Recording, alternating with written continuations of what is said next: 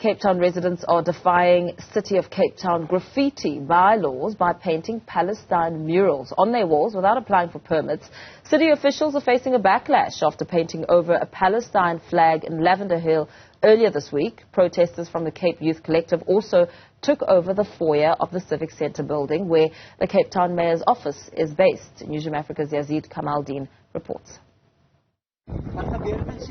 This Lavender Hill resident is questioning why the City of Cape Town painted over his Palestine mural. Ibrahim Freeman painted the Palestine flag with the words "We stand with Palestine" on the wall of the block of city-owned flats he lives in. Authorities removed it, saying without a permit, Freeman had broken the law. But Freeman believes he was targeted because he painted a Palestinian flag. Never came out for gang graffiti. But only when we painted the Palestine flag, they came out in the hordes to stop us and painted close. Because of the atrocity that's happening in Israel and Gaza, you understand?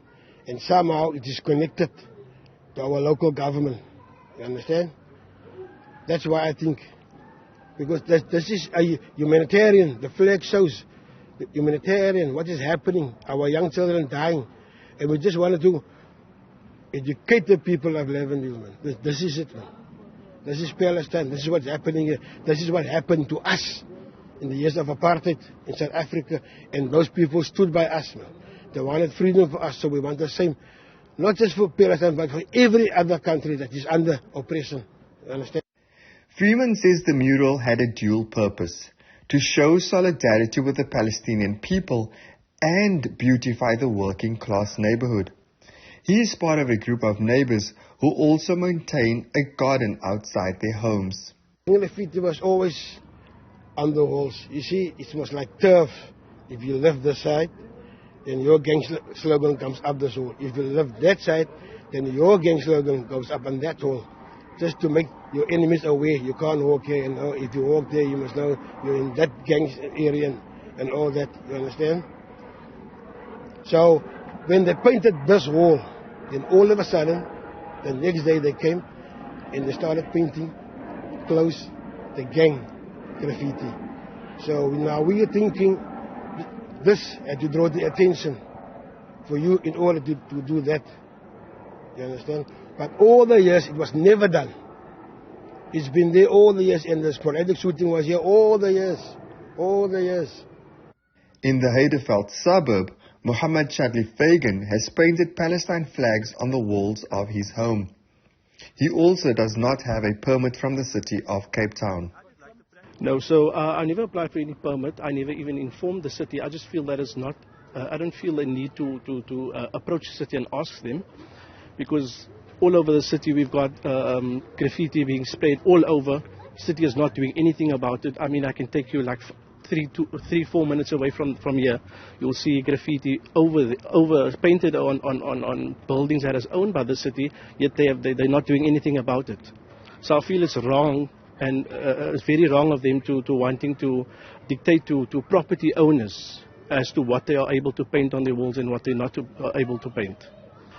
So I'm basically waiting in anticipation for the city to approach me and to come and paint over my wall, because as soon as they leave, I will repaint the flag. The Cape Youth Collective held an illegal protest at Cape Town Civic Centre against what they call a clampdown on artists. The building houses the mayor's office.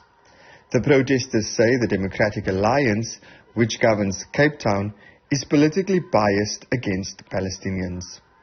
So I think that's part of the thing, is that the DA doesn't have funds to be defending human lives, but clearly has the funds to be covering up murals that have been popping up over the city, in the Boer Cup, in Salt River, as we've seen recently in Lavender Hill. And the DA acts very, very quickly to be hiding these murals. And we've seen DA and police presence in areas that haven't been seen for years just to cover these murals. So we see that they clearly have the capacity, and clearly we see where their politics are lying. In the instance of Boer Cup, the Boer Cup community took it upon themselves to be painting their own walls, their own privately owned houses, with support for Palestine and Palestinian flags. And that same month, a bylaw was instituted by the DA ensuring that a permit was needed to be painting walls. So we see that that was not an apolitical move as far as the bylaw goes. In a written statement to Newzroom Afrika, the City of Cape Town's Mayoral Committee member for Safety and Security says the perception is unfortunate. He denied the city was targeting murals involving Palestine, saying it responds to all complaints. Murals supporting Palestine are popping up all over Cape Town. It remains to be seen whether City of Cape Town officials will be painting over them.